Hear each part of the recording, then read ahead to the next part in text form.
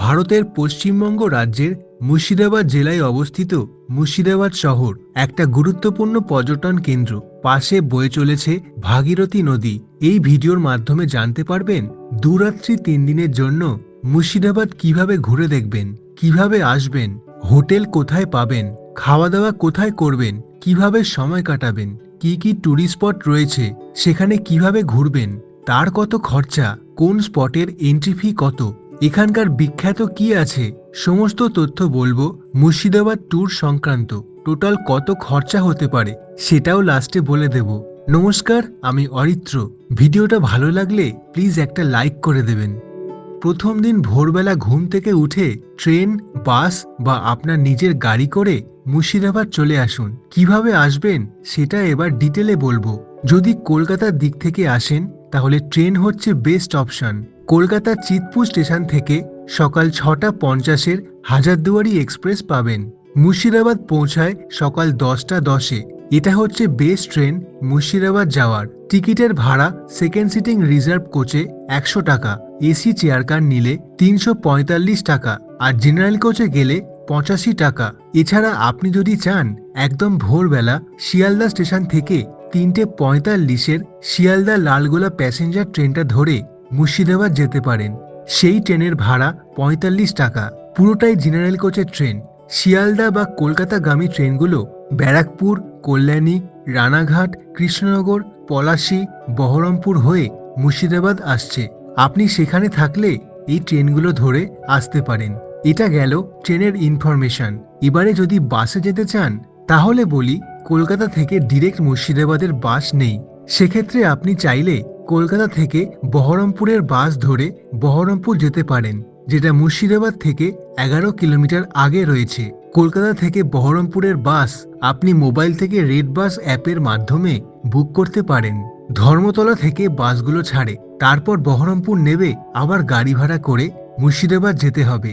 আর যদি নিজের গাড়ি, বাইক বা অনেকজন মিলে ট্যুরিস্ট বাস ভাড়া করে আসেন তাহলে 12 নম্বর জাতীয় সড়ক ধরে খুব সহজেই মুর্শিদাবাদ চলে আসতে পারেন।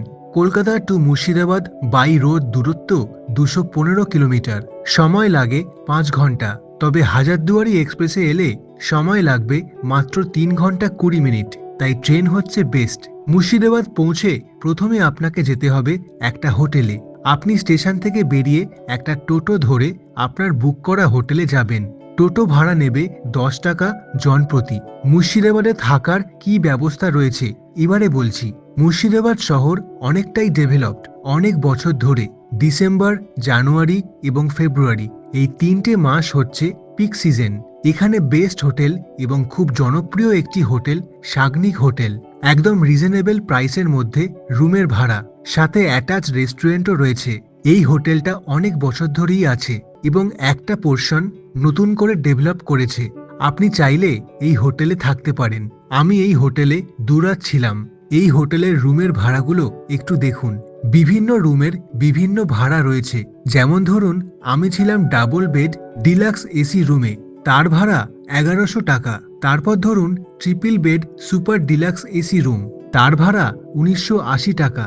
আবার অন্য ফ্লোরে ডাবল বেড ডিলাক্সের ভাড়া 1210 টাকা। আবার double bed deluxe non AC রুমে 715 টাকাতেও পাবেন। 4 জনের জন্য রুমের ভাড়া 2800 টাকাও রয়েছে। আবার সিঙ্গেল রুম, ডরমেটরি রুমও পাবেন।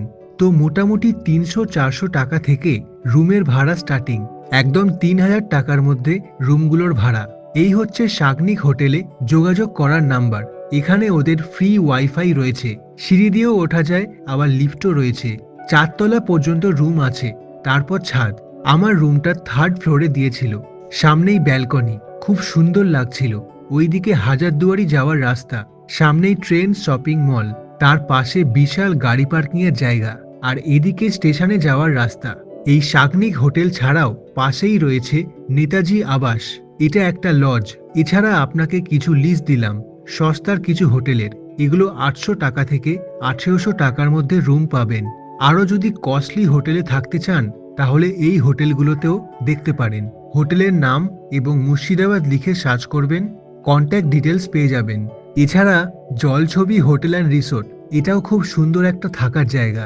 একদম ভাগীরথী নদীর পাশে। এটা মতিঝিল পার্ক থেকে কাছে পড়ছে। স্টেশন থেকে হোটেলে গিয়ে চেক ইন করে 1 ঘন্টা রেস্ট নিন, আপনার মতন ফ্রেশ হয়ে নিন। এবারে যেহেতু সাইট সিং করতে করতে রাস্তায় দুপুরের খাবার নাও খেতে পারেন, তাই যেই হোটেলেই থাকবেন একেবারে সেখানেই একটু তাড়াতাড়ি লাঞ্চটা করে নিন। আমি যেহেতু শাগনিকে ছিলাম তাই শাগনিকের অ্যাটাচ রেস্টুরেন্টেই খেয়ে নিলাম। রুই মাছ থালি, সঙ্গে ছিল ভাত, ডাল, বাঁধাকপি, এঁচড়ের তরকারি আর লাস্টে আমের চাটনি। খেয়ে দিয়ে এবারে বেরিয়ে পড়ুন সাইট সিইংয়ে। চলুন এবারে ঘুরতে যাব, এবারে হবে মজা। এখন বলবো কিভাবে সাইট সিইং করবেন আর কি কি দেখবেন। একটা জিনিস ভালো করে বুঝুন, যেহেতু 2 দিন ধরে সাইট সিইং করবেন তাই প্রথম দিন মুর্শিদাবাদের এপারে অর্থাৎ ভাগীরথী নদীর এপারে লালবাগে বেশিরভাগ স্পটগুলো ঘুরবেন, আর পরের দিন ভাগীরথী নদীর ওপারের স্পটগুলোতে ঘুরবেন। তবে সাইট সিইং করতে একটা বাহন লাগে, তাই না? এখানে আপনি স্টেশন থেকে বা যেই হোটেলে থাকবেন সেই হোটেলের ম্যানেজারকে বললেও আপনার জন্য টোটোর ব্যবস্থা করে দেবে। একদম 2 দিনের জন্য রিজার্ভ করে নেবেন। একটা টোটোর একদিনের ভাড়া পড়ে 700 টাকা মতো। 2 দিন মিলিয়ে 1400 টাকার মধ্যে হয়ে যাবে টোটোর ভাড়া। একটা টোটোয় 5 জন আরামসে বসতে পারবে। সুতরাং লোক যত বেশি হবে জনপ্রতি ভাড়াটাও কমে যাবে। এবারে যদি আপনি মুর্শিদাবাদের বিখ্যাত ঘোড়ার গাড়ি মানে যাকে বলে টাঙা তাতে করে ঘুরতে চান, সেক্ষেত্রে আপনি রিজার্ভ করলে 1000 টাকা লাগবে। 16টা স্পট ঘোরাবে, আর শেয়ারে গেলে জনপ্রতি 120 টাকা লাগবে। চলুন প্রথম দিন কোথায় কোথায় সাইট সিইং করবেন দেখে নিন, সাথে কোথায় এন্ট্রি ফি রয়েছে এবং যদি গাইড নেন তাহলে কত চার্জ পড়বে। আর একটা কথা বলি, এই ভিডিওতে শুধুমাত্র জানতে পারবেন কোথায় কোথায় ঘুরবেন। মুর্শিদাবাদের ইতিহাস এবং প্রতিটা স্পটের ইতিহাস নিয়ে আলাদা একটা ভিডিও আসবে এই চ্যানেলে, তার জন্য এই চ্যানেলটা সাবস্ক্রাইব করে রাখুন। প্রথমে আপনি চলে আসুন জাহান কোষা গান বা বন্দুক দেখতে। এখানে খুব বেশি হলে 5 থেকে 7 মিনিট সময় লাগবে। গানের সাথে ছবি তুলে চলুন পরের এক বিখ্যাত স্পটে, কাটরা মসজিদ। এখানে আপনার 45 মিনিট সময় লাগবে পুরোটা ঘুরে দেখতে। আর যদি গাইড নেন তাহলে যে কজনই থাকুন গাইডকে দরদাম করে 250 টাকা থেকে 300 টাকা মতন চার্জ দিতে হবে। গাইড আপনাকে গল্প করে বুঝিয়ে দেবে পুরো মুর্শিদাবাদের বাংলার ইতিহাস, মুঘল আমলের সময় থেকে সিরাজদৌল্লা এবং নবাবের শাসন সবকিছুই। পেছনে রয়েছে মুর্শিদ কুলি খানের সমাধি, যিনি ছিলেন বাংলার প্রথম নবাব এবং যেনার নাম থেকে মুর্শিদাবাদ নামকরণ করা হয়েছে। কাটরা মসজিদ থেকে বেরিয়ে পরের স্পটে চলুন। 3 নম্বর স্পট হচ্ছে মুর্শিদ কুলি খানের একমাত্র কন্যা আজি মুন্নেসা বেগমের সমাধি। এখানে আপনার খুব বেশি হলে 10 মিনিট সময় লাগবে।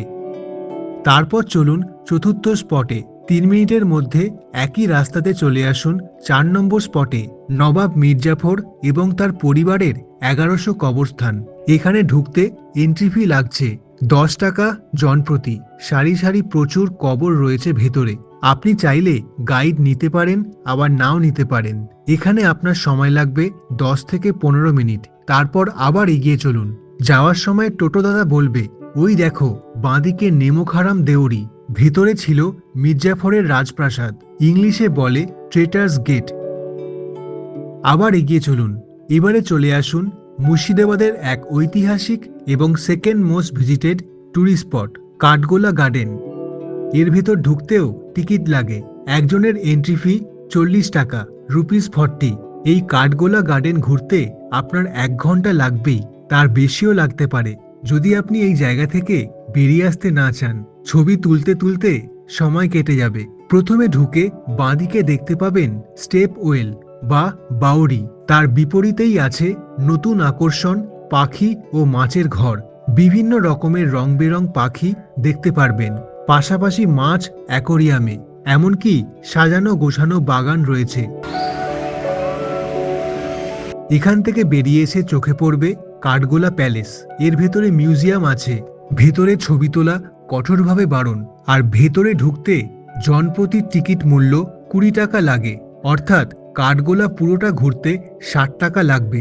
বাঁদিকে রয়েছে রোজ গার্ডেন, আর সোজা গেলে দেখতে পারবেন আদিনাথ দেব ঠাকুরের মন্দির, একটা জৈন মন্দির। তার পাশেই রয়েছে একটা পুকুর, যার মধ্যে আপনি চাইলে বোটিং করতে পারেন। তারপর বেরিয়ে আসুন কাঠগোলা গার্ডেন থেকে। বাইরে প্রচুর দোকান রয়েছে। ভাঁড়ের চা খেয়ে নিন 20 টাকা দিয়ে, চাইলে 40 টাকা দিয়ে মালাই চাও খেতে পারেন। এখানে দারুণ টেস্ট। তারপর আবার চলুন পরের স্পটে। চলে আসুন মুর্শিদাবাদের আর একটা গুরুত্বপূর্ণ স্পট, হাউস অব জগৎ শেঠ। এখানে ঢুকতে 30 টাকা এন্ট্রি ফি লাগে একজনের জন্য। এখানে ভেতরে আন্ডারগ্রাউন্ডে এবং উপরে অনেকটা জায়গা জুড়ে মিউজিয়াম আছে, তবে ভেতরে ছবি তোলা কঠোরভাবে নিষিদ্ধ। এখানে আপনার আধ ঘন্টা মতন সময় লাগবে। এরপর চলুন নসিপুরের আর একটা বিখ্যাত জায়গা, নসিপুর রাজবাড়ি। এখানে ঢুকতে 20 টাকা এন্ট্রি ফি লাগে এবং গাইড নিলে 50 টাকা এক্সট্রা লাগবে। এখানেও আপনার আধ ঘন্টা মতন সময় লাগবে। এটা দেখা হয়ে গেলে জাস্ট 1 মিনিট এগোলেই আর একটা স্পট আসছে, নসিপুর আকড়া। এর ভেতরে মিউজিয়াম বা সংগ্রহশালা রয়েছে, আবার একটা রঘুনাথ মন্দিরও পাবেন। এখানে ঢুকতেও 20 টাকা এন্ট্রি ফি লাগে একজনের জন্য। এই নসিপুর আকড়া ঘুরে দেখতে আপনার 20 মিনিট মতন লাগবে। এরপরেই সন্ধে হয়ে যাবে আর সূর্য যাবে অস্ত, আর আপনিও এগিয়ে চলবেন দিনের শেষ স্পট দেখতে। শহরের আর এক প্রান্তে রয়েছে মতিঝিল পার্ক। এটা কলকাতার ইকো পার্কের মতন প্রকৃত তীর্থ। চেষ্টা করবেন যদি কখনো এটা দিনের বেলায় একবার দেখা যায়, তবে বিকেলে আসলে আপনি লাইটিং ছাড়া আর কিছুই দেখতে পারবেন না। সন্ধেবেলা মিউজিক্যাল ফাউন্টেন আর লাইট অ্যান্ড সাউন্ড শো দেখতে পারবেন। এই মতিঝিল ঢুকতেও এন্ট্রি ফি আছে 30 টাকা টিকিট একজনের জন্য। মতিঝিলের বাইরে লম্বা মার্কেট আছে, চাইলে কেনাকাটাও করতে পারেন। তারপর চলে যান আপনার হোটেলে। আমি চলে এলাম শাগনিক হোটেলে। সন্ধ্যাবেলা হোটেলেই চিকেন পকোড়া আর চা খেয়ে নিলাম। 2 ঘন্টা রুমে গিয়ে রেস্ট করলাম। রাতে শাগনিক হোটেলেই খেয়ে নিলাম নান আর খাসির মাংস। আপনিও আপনার পছন্দ মতন খাবার খেয়ে নেবেন, তারপর ভালো করে ঘুমিয়ে নিন পরের দিনের এক নতুন সকালের জন্য। পরের দিন সকাল 6টায় উঠে চাইলে মর্নিং ওয়াক করতে পারেন, যেমন আমি বেরিয়েছিলাম। শাগনিক হোটেলের পাশেই রয়েছে ভাগীরথী নদী, আর নদীর সামনে রয়েছে যোগেশ্বর শিব মন্দির। আর শীতকাল হলে খেজুর রসও পেয়ে যাবেন, 1 গ্লাস 20 টাকা দাম। শাগনিক হোটেলের নিচেই একটা লোক আসে সাইকেলে করে খেজুর রস নিয়ে। আর যদি আপনি ঘুমিয়ে থাকেন তাহলে আর কি করা যায়, সকাল 7:30টায় উঠে স্নান করে 8টায় আপনার হোটেল থেকে ব্রেকফাস্ট করে নিন। যেমন আমি শাগনিক হোটেলের রেস্টুরেন্ট থেকেই খেয়ে নিলাম চা, আটার লুচি, ছোলার ডাল আর ডিম সেদ্ধ। ব্যাস, তারপরেই বেরিয়ে পড়বেন দ্বিতীয় দিনের সাইট সিইংয়ের জন্য। আজকে যাবেন ভাগীরথী নদীর ওপারে, তাই চলে আসুন সাহানগর ফেরিঘাট। এখানে ফেরিতে করে ওপারে যেতে হবে। একজনের ভাড়া 5 টাকা। টোটো, সাইকেল, বাইক সব ফেরিতে করেই ওপারে যায়। যাওয়া আসা নিয়ে 10 টাকা। কি অপরূপ ভাগীরথী নদী! সকাল সকাল এরকম অভিজ্ঞতা খুব আরামদায়ক, আর সেটা যদি শীতের সকালে হয়। 5 থেকে 7 মিনিট লাগবে এপার থেকে ওপারে যেতে। এই নদী পার হওয়াটা সত্যি খুব ভালো লাগে। এদিকে যাচ্ছে হুগলি নদী আমাদের কলকাতার দিকে, সেখান থেকে বঙ্গোপসাগর। আর এদিকে যাচ্ছে ফারাক্কার দিকে।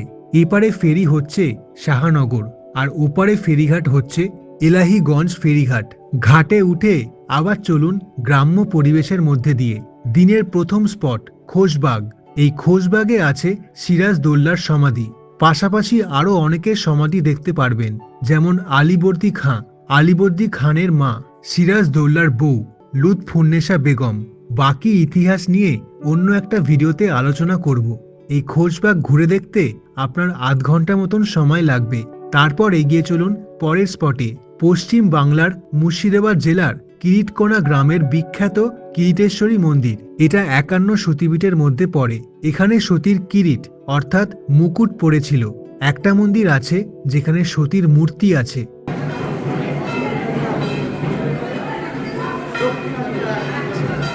আর একটা মন্দিরে শুধু শিলা আছে।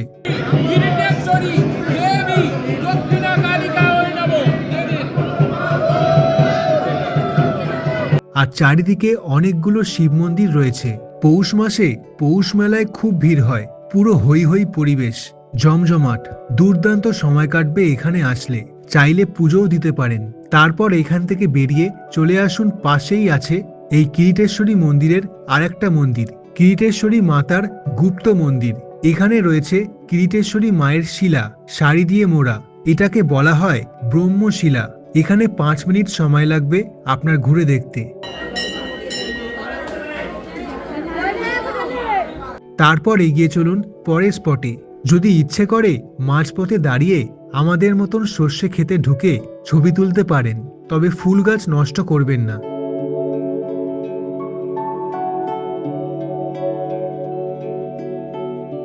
এরপর চলে আসুন জগৎ বন্ধু ধামে। চারিদিকে ফুলের বাগান আর সামনে আছে মন্দির। পাশে আরো নতুন নতুন বিল্ডিং তৈরি হচ্ছে। এখানে খুব বেশি হলে আপনার 10 থেকে 15 মিনিট সময় লাগবে। আচ্ছা, আপনি চাইলে এই জগৎবন্ধু ধামে মহাপ্রসাদ খেতে পারেন। তার কুপন নেওয়ার জন্য আপনাকে এখানে সকাল 11টার মধ্যে আসতে হবে। আর যদি এখানে খেতে না চান, তাহলে আপনার হোটেলে ফিরেই দুপুরের খাবার খাবেন, যেমন আমরা করেছিলাম। এখান থেকে বেরিয়ে সেই নদী পার হলাম। আর একটা তথ্য দিই, হয়তো আপনি জানেন বাংলার শেষ স্বাধীন নবাব সিরাজদৌল্লার তৈরি মুর্শিদাবাদের হিরাজিল প্রাসাদ, যেটা ভাগীরথী নদীর তীরে ছিল, সেটা আজকে আর নেই, ধ্বংসস্তূপে পরিণত হয়েছে।